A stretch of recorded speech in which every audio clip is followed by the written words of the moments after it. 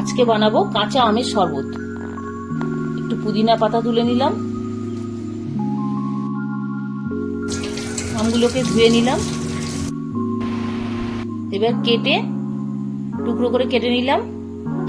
এবার এগুলোকে মিক্সিতে পেস্ট করব।